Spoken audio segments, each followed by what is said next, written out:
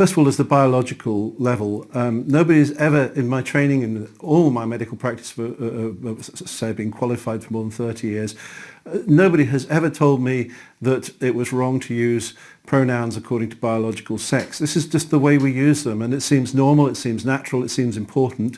On Tuesday, a British court ruled that belief in the Bible was, quote, incompatible with human dignity.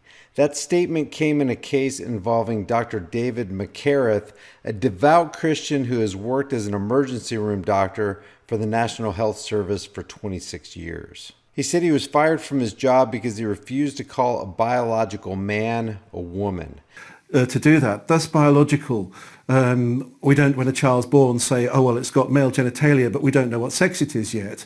I don't think parents would put up with that. I hope parents wouldn't put up with that. So there's the biological, but there's also the there's the integrity of the medical profession. That what we're being asked to do now is so contrary to sound reason.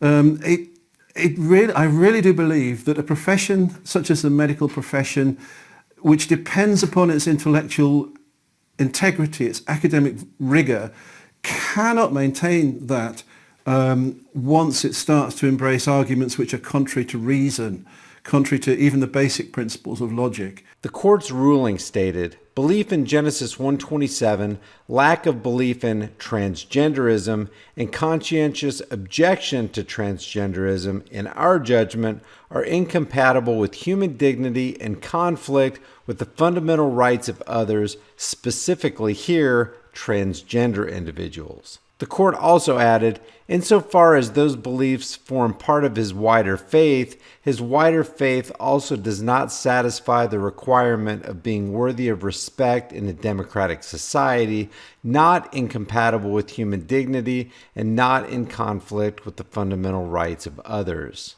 So big has this become that you can't just compartmentalize it to one part of medicine. So I can illustrate that in the following way. In 1967, when the Abortion Act came in, many Christian doctors moved to areas of medicine where they wouldn't be affected by that. And in many ways, that's what I've done. There are a few very brave, very courageous Christian doctors who stayed in those areas and they fought their case, and I thank God for them.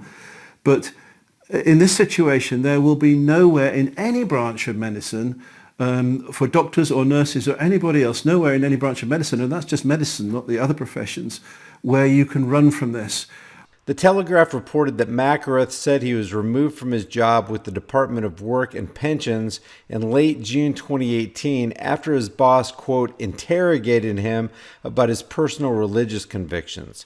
McCareth told the court in July that his line manager had asked him, if you have a man 6 foot tall with a beard who says he wants to be addressed as she and Mrs., would you do that? McCareth said that because of his religious beliefs, he could not, and his job was subsequently terminated. CBN reported that McCareth's attorney, Michael Phillips, told the court, quote, his belief in the truth of the Bible, and in particular the truth of Genesis 1:27, which says, so God created man in his own image. In the image of God he created him. Male and female he created them.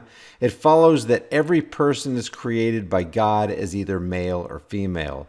A person cannot change their sex or gender at will. Any attempt at or pretense of doing so is pointless, self-destructive, and sinful. McCareth had told the court that the idea of transgenderism is a rebellion against God, which is both pointless and sinful. He says, I am, of course, aware that there are men who believe that they have been trapped in the wrong body, and I do not question the sincerity of their convictions. He says, a small number of such people have always existed. Up until recently, such a belief was considered by medics to be delusional and a symptom of a medical disorder. He also said, it's only recently that transgenderism has been recognized as normal and such delusional beliefs accepted at face value. What's responsible for that change, he said, is political pressure, not scientific evidence. McCareth responded to the ruling, asserting, quote, I am not alone in being deeply concerned by this outcome. Staff in the NHS, even those who do not share my Christian convictions, are also disturbed as they see their own freedom of thought and speech being undermined by the judge's ruling. No doctor or researcher or philosopher can demonstrate or prove that a person can change sex. Without intellectual and moral integrity, medicine cannot function, and my 30 years as a doctor are now considered irrelevant compared to the risk that someone else might be offended. Either we are going to have to go along with this crazy way of thinking, or we're going to have to get out. And that's what concerns me. The medical profession's integrity. As a profession, we rely on our integrity. And we rely on our academic rigor and integrity. We don't rely on popular movements for what we do. And the third is ethical. It's quite simply dishonest to use pronouns in that way.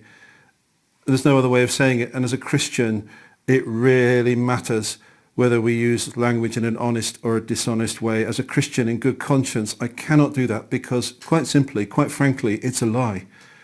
And God, the Bible tells us, hates lying lips. Andrea Williams from the Christian Concern said the ruling was a, quote, crushing of Christian beliefs. Dr. David McCareth, for almost 30 years, has been working in A&E, loves his patients, and treats all patients. Dr. McCareth was gentle. He would have called a person by their chosen name. What he couldn't do was put on a form that a biological man was a biological woman or a biological woman was a man. McCareth said he's going to appeal the ruling. He said, I believe I have to appeal in order to fight for the freedom of Christians and any other NHS member of staff to speak the truth. If they cannot, then freedom of speech has died in this country, with serious ramifications for the practice of medicine in the UK. Leave your thoughts about this for the world and the Google Thought Police in the comment section below. Before you go, check out our new shirt designs in the shirt store. Here's the Beta Hates America design. Hell no, you're not taking my AR-15. And nobody needs an AR-15. Well, nobody needs a whiny little bitch either. And yet, here you are. And against all enemies, Democrat and Republican. There are over 90 other kick-ass designs in the store and the links in the description. Your purchase supports the message of freedom on this channel. If you get something out of this content, help me beat YouTube's censorship algorithms by liking and sharing this video. And while you're here, why not watch a couple more of my videos? Until next time, stand firm, stay vigilant, and for the sake of all that is right and good, stop giving your rights away to tyrannical psychopaths who want to destroy this country.